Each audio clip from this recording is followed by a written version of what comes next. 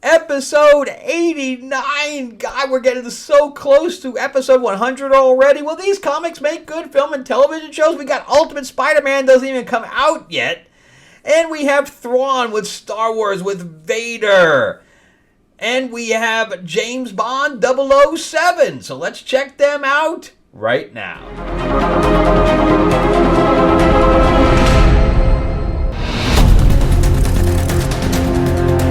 Alright, welcome back to the channel, everyone. Thank you for spending time with me. I am your host, Frank Zanca. I'm an award-winning screenwriter, novelist, and comic book writer. As we talk about film and television and comics and pretty much everything pop culture over here on the channel. If you haven't subscribed yet, why the hell not? You should ring that bell. Give me a thumbs up. And if it's your first time to the channel, well, welcome. And hopefully I'm a little bit entertaining for you. I try to go through these things pretty fast to make it a little bit fun. How can these books not be fun, though? We're going to be talking about Spider-Man. That's incredible. So anyway, if you're looking for anything that I've written, I am on Amazon. You can check me out there. It has my books and my graphic novels there. If you're looking for anything signed, I am running late pledge on my vampire mob set in 1950s comic book called Lords of LA. The description below has the link if you want to jump in on that. And again, it's with the Fund by Comic site, so you'll see the link there. But anyway, we'll talk about that a little later. But in the meantime, let's jump right into these comics. So, Ultimate Spider-Man, nobody's been loving this. This is issue number 3. This is by Jonathan Hickman, I believe. And the artwork is really good on it. The last 2 issues have been good as far as, in my opinion. And on top of that, again, the book doesn't even come out. I don't think it comes out till Wednesday. And it is now Monday. Today's Monday. So I'll have this out tomorrow on Tuesday. So you'll be able to get like a sneak peek of it if you don't mind spoilers. I do spoilers on here. So if you don't want to know anything about the book, you could always jump into my little section below that has the time. You can always jump into the next book or whatever. All right, so we start out, well, first of all, in this world, this is a different universe, multiverse, where Peter did not have the powers of Spider-Man because the evil Mr. Fantastic, called the Maker, changed everything in time, and no superheroes had their powers at all. But I guess Tony Stark knew about the powers and whatever else, and ended up getting the spider and sending that to Peter along with basically a nano suit that he can change. And so he knew something was wrong, but with his life, and his Uncle Ben is still alive here, but Aunt May is dead. He is married to Mary Jane at this point, and they have 2 children. So he has just recently got his powers, so he's still learning them, where at this point in his life, in the regular series, of course, he's like, an expert, where here he's a novice. All right, so let's jump right into the book now that you have a little bit of a setup. So we start out, again, the artwork is very good, and Mary Jane looks great there, and that's their son. They have a son and a younger daughter, who's also called May. And what she's saying here is, does it look like Dad and May have a little secret going on? They won't make eye contact with us, blah, blah, blah. And then we switch to the other point of view. With him and May sitting there, and he turns it back on them and says, no, I think you guys are the ones with the secret, blah, blah, blah. And then, of course, May's like, nothing, we got nothing going on, there's nothing. And, of course, they're not buying it. And they said, okay, well, we'll talk to you later then. And he says, May, do you want to go and try it out? And she's like, yeah, let's do that, let's try that out. So they go outside, and because she doesn't like the fact that the costume's black. She says, oh, it's scary, because he ended up coming home in the suit, and she ended up seeing it, so she's the only one that knows. And then she's like, well, what about red? And yeah, I like the red. And then he goes into all of this other pure red thing, and he's like, no, I like the webs from the first one. So now he did that in blue, and she's like, I don't like the blue, though. So we end up now finally at the suit that everybody knows and loves kind of thing. And they're swinging around, They don't discuss the webs at all. So I don't know. I mean, it's still coming out of a tube, but we don't discuss him making web fluid or anything like that. So that's kind of all just kind of pushed to the side. So Ben and J. Jonah Jameson are partners on this new thing. They both left the Daily Bugle. They didn't like how things were going. They didn't like that they were working for Kingpin, which was pretty much it. So they bought this fixer-upper, and he's like, oh, this is a piece of dump. This is a dump. And they're like, yeah, but it's our dump, and blah, blah. And then Peter shows up, and he sees, we don't see that yet. He sees a map on the wall, and he's like, what's this? And he's like, well, we can't really tell you because you're working for the Bugle. Can you want to work for us for a little bit? Blah, blah, blah. And he's like, well, sure. So I don't know if he's working for both of them, but I don't know if he's leaving the Bugle. They're like, well, that's all the places that the Green Goblin has hit. And he's like, oh, really? So he takes that into memory, and he goes and does a stakeout, his first stakeout. And he's like, oh, I always wanted to do a stakeout. And he's sitting there, and then he's like, oh, I'm going to have donuts on my stakeout. This is why everybody eats, because it's kind of boring. And then he goes, oh, it sucks. And then he's like, I'm leaving.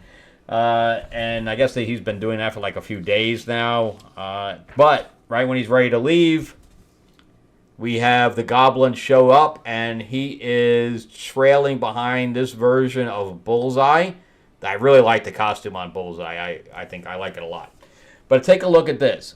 So he has the card. He's basically throwing cards like Gambit, and it goes into the Goblin bomb. The bomb explodes in his hand. Now his hand should be gone. I don't care what kind of gloves you're wearing. A bomb explodes literally in your hand. Your hand is gone. But of course, it isn't. They should have had him chuck it at the last second and it explode, and I would have bought that. But this is just kind of silly. So anyway, I have a couple problems with this one. That's one of them. So they continue their battle, and he ends up throwing, since Bullseye is Bullseye.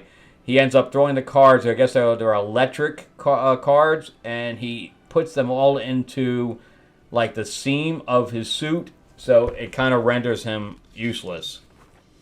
And he's like, I'm going to kill you now! But then Spider-Man shows up and basically stops him from killing the Goblin.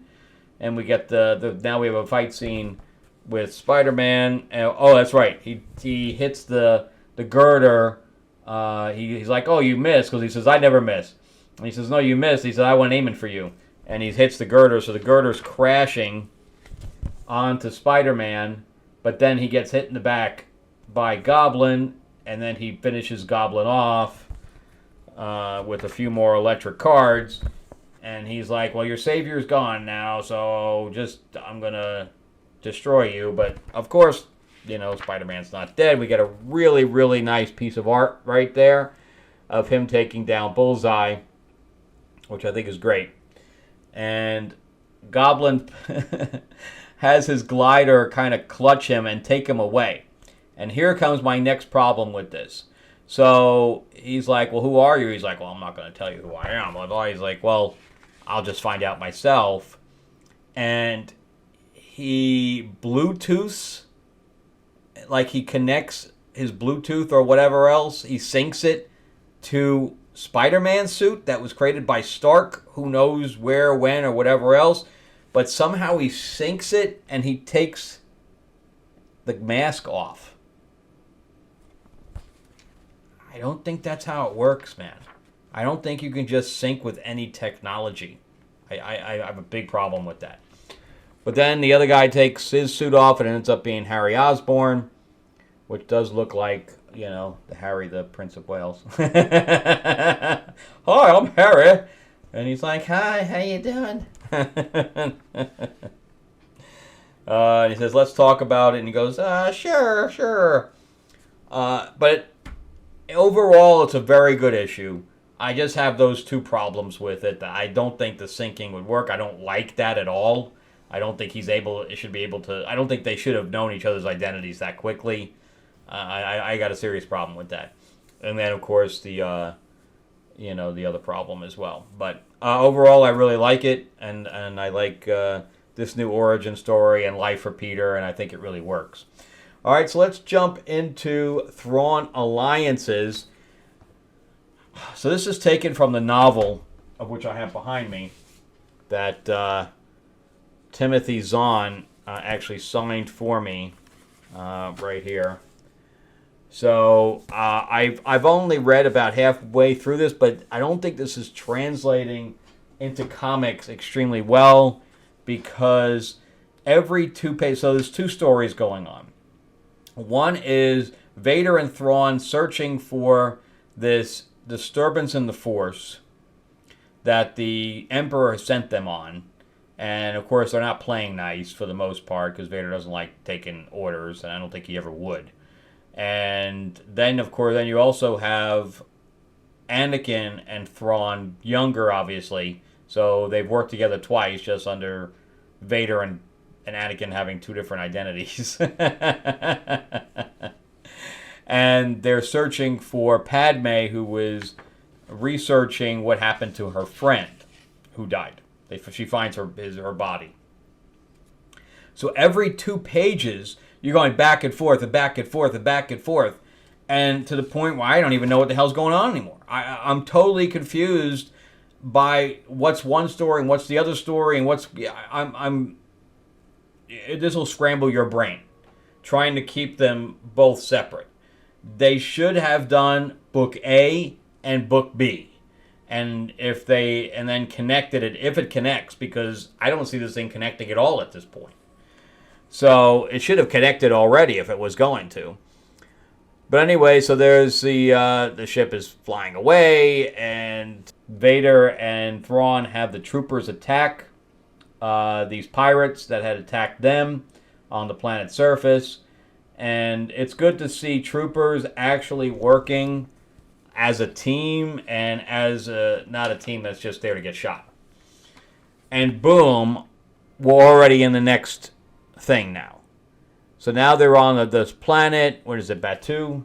Yeah, they're on Batu, and so they're trying to track down somebody who knows. They found Padme's ship, but they don't know where she went, or if she was still on the planet or whatever else, because the ship is still there. So anyway, they're also getting attacked by the unsavory versions of gangs or whatever else on this planet, and Anakin's doing his lightsaber stuff, and of course nobody can stand against that, and he deflects it back at the guy, and he's like, "You're gonna take us to your leader. Take us to your leader." He's like, "All right, I'll take it to my leader." And then we go back to the stormtroopers. Now, why this wasn't told together, I have no idea. They're just dividing it for no reason. So they're firing from around the corner. They're destroying the E-webs, trying to get, to wherever the bridge is and stuff to that effect. And they press the button there. He's like, they have no idea what's on the other side of the wall. They don't try to take cover or anything. And there's another E-web there, just wipes them out. So he closes the door real quick. Wrong door! Wrong door! So they're like, well, we'll get in there. We'll get in there. But it's good to see, the troopers, working like a team and actually, getting some shit done. So now we're back into the other thing with the lightsaber killing through the door, and the guy obviously told him where his boss was, and they're saying, "This guy said you're his boss." It's like, I don't know what you're talking about, but you're definitely stepping on the wrong feet here, blah, blah, blah. Whatever they're saying, it's kind of irrelevant. Then we're back to Thrawn and Vader, who are now on the other ship, and they find all of these, tubes, and they're like, I wonder what these things are for. They tell me what this is for, but I can't even remember to tell you what it's for. I don't know. So now they're back in a bar. I don't know what the hell is going on. Apparently those things are on the planet. Maybe they were transporting them to the ship. I don't even know. So he force chokes them, or the bartender, and then we're back with Anakin. And literally, it's every 2 pages. So there's a fight scene that breaks out, of course. And, of course, you know, Thrawn and Anakin own them. And he holds the boss at Saber Point. And he's like, I don't know what happened to your girl. I don't know. She flew away. How could she fly away when her ship is down? She flew away to another ship about this woman that died or whatever. And they tell her everything. They tell Anakin and Thrawn everything. So he's like, then we're back over here with Vader and Thrawn. He's like, get me those knives. And Vader would tell him to go fuck himself. Go over there and fucking get them yourself. He would never just say, yeah, sure, whatever. But anyway, so they get the 3 knives. I waited for Vader to say, oops, I missed mine. Sorry, I hit you in the neck with it. Now, that's something Vader would do. So anyway, they say, oh, there's our ceremonial knives, and they weren't using the real knives when they attacked us. And then they ask the bartender if they've ever seen this kind of species. And they're like, yeah, blah, blah, blah. And he's like, oh, I know who these species are. And they have a horde of, a whole army of vessels, and etc. And they're myths, but they could be real. And I don't know what the hell. So this is called the Glicks, or Gricks. Let me see what it's called. Grysks, the Grisks. Whatever. I don't really care. So, meanwhile, now we're back with Anakin, and, you know, they're trying to track down this other ship that Padme could be on. Meanwhile, Padme was attacked by vulture droids, and her ship is crashing. She's got water going on. I don't know if it's fluid or water, or I don't know what it is. So they take a couple. So now we're back with Vader. You see what I'm saying? Now we're back with Vader and Thrawn. I don't know who said this was a good idea. And they take a couple of the things, and they're saying, oh, they were going to take them all, but, you know, us showing up kind of messed things up. And they're like, we need to get a Grisk army or whatever, and let's go get them. And this is bad. This is just bad. It doesn't work, man, as a comic. I mean, when you're doing it like a novel, that's one thing, but the translation to a comic is just not working. If you had kept it all together, like I said, in a book A and a book B, and then melded it together when, you know, have one book stop and have one continue to the end, if they connect. If they don't connect, as though you can just keep a book A and a book B. But this is just not working. I'm totally confused about what the hell's going on. I don't really care anymore. That's the problem. Now, I'm sure there's only another, a couple of more issues, so I'll keep going with it just to see if they connect at this point. But it's just bad, man. I don't even suggest collecting it because it just doesn't work. It just doesn't work. All right, so let's jump into James Bond 007. This is all about M sends Bond out to find this weapon that was stolen from them. And the weapon freezes people, that you can basically do it through vents or whatever else, and then it just dissipates, so you don't even know how the people were killed. So it's like the secret weapon. I don't know how else to say it. So anyway, so at the end of the last issue, he went up into space. What? He just gets on a shuttle as it's taking off. That's impossible. That is insulting my intelligence. They're not going to he's just not going to he didn't even stow away. I mean, he was literally in in the cockpit. Makes no sense whatsoever. You just walk onto a NASA flight. He has no training, no nothing. He's not an astronaut, and he just walks onto a shuttle. It's just stupid, man. That is just stupid. And it gets more stupid as we go. So we have Moneypenny is about to go get some Strange, and she's talking to Bond, who is in space. So he literally, I don't know if there's a tower in space. Do we have an AT&T tower just hanging out? A satellite that's just absolutely hooked up. They just hanging out next to the satellite that they can jump. I don't know. So he's spacewalking. I guess he just goes out and spacewalks whenever he needs to talk to her, so nobody else can hear. What? Where you going, James? There's no spacewalk scheduled for right now, and you're not even an astronaut. Don't worry about it. I'm good. It's the stupidest thing ever. So he walks back. I don't know if he walks back inside or if he's doing some kind of a flashback. If it is a flashback, they don't say it very well. And he's like, "Hi, I'm James. How the hell did you get up here?" "I don't know. I just, came. They needed somebody, and they just called me last minute." And then we have an astronaut American that has purple hair. And she's like, "Look at all the little animals I brought here, and we're trying to see what happens when they don't have any gravity." And they're like, "Well, I guess they become insane." "Oh, well, that's good to know." So anyway, she's getting jealous that he's hanging out with another woman. Whatever, man. But I guess this is all a flashback while he's out there. That's the only way I can see it. So anyway, they he's talking to the doctor there, because that's the doctor that created the weapon. And he's like, "Why did you stop working on it?" And he's like, "Well, it's just too much power for one person." And that's M there. I think a younger version. He's like, "Oh, I don't think anybody should have control of that, so I stopped working on it, blah, blah, blah." And he's like, they're like, "Why are you looking at me like that?" And skipped over a page. And their noses starts bleeding. Here's another stupid thing. So somebody shut off the oxygen so they're slowly suffocating without realizing it. What? What? If you have a problem breathing, you know it. You know it, man. It's nothing like that. So anyway, she ends up bringing this dude back, which she picked the guy up. Okay, keep that in mind. And, she starts it's beyond flirting at this point. They're getting naked. And James tries to, call her, and I guess we go back into the flashback here. What the hell? And we go back into the flashback, and he died. The doctor died, but James was right next to him and did not die.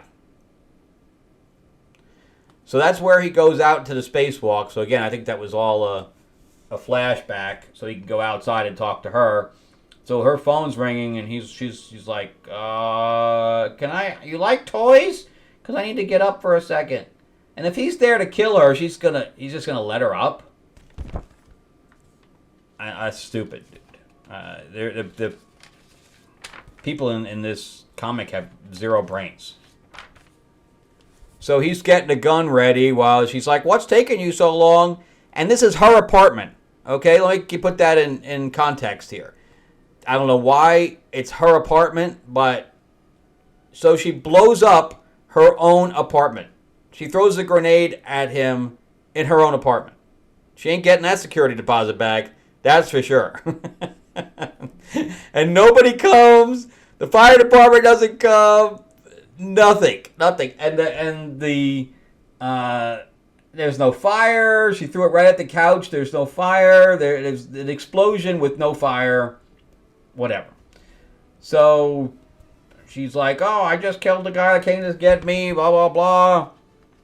And she's like, "Well, be careful on your side." And the guy that's got half a face is still alive, so she comes with a pillow to kill him. I don't know, man.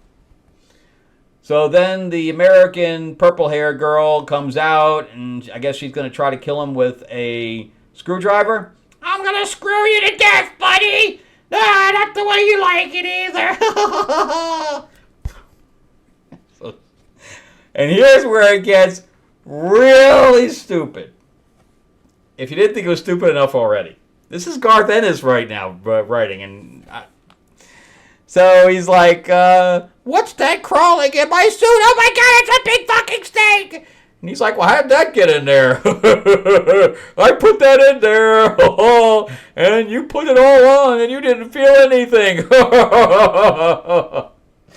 And she's like, "That's going to constrict you pretty hard.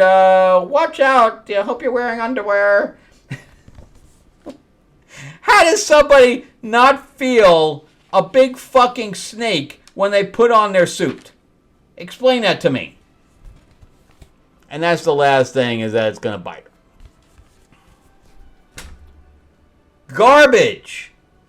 The last Bond arc was great.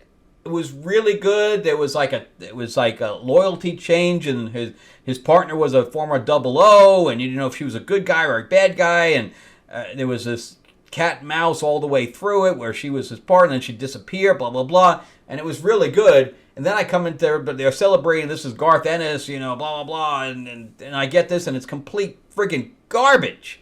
Wow, is this bad? This is just stupid, just stupid. I hope I mean, I'm going to continue it just to laugh at it, I guess. But I hope to never see anything like that on the screen. Wow. This one here, Thrawn and Vader together, is a good movie. I would love to see Vader together anyway, and if they become enemies through it, that would be awesome. But, towards the end where they had to pit each other against one another, like fleets and stuff, that would be awesome. But I don't think we're going to get that here. This is pretty bad. It gets kind of jargony. It's just pretty bad. And this one has its plot holes in it, but overall, this has been a really good series so far. And we're only on issue 3, and this is one of the few books I actually look forward to. The Black Panther one is decent too, as far as the Ultimates is concerned. But I haven't collected a Spider-Man book in decades, and because the regular series is just awful. And it hasn't gotten any better. As far as everybody said, it's gotten worse. But this has been really good, and I look forward to getting this one every month. All right, so that's it for me. Thank you guys so much for spending time with me again. If you watched this all the way through, I appreciate it. Let me know what you guys are collecting. Is there anything you're collecting that I should be collecting that you kind of recommend? I am going to try to pick up the Under the Trees Where Nobody Sees. I'm going to try to pick up the graphic novel for that, because I already said that's so good, but I haven't touched any of it. I think they're on issue 6 or coming up. Also, if you want to support anything that I've written, remember I'm on Amazon and Lords of L.A., my vampire mob set in 1950s Hollywood. It is an adult book. It does have blood, sex, and fangs in it.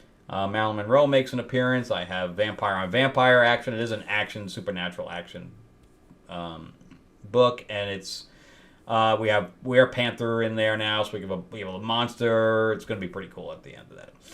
But anyway, you can check out the link below in the description to take you over there, so you can see some of that stuff.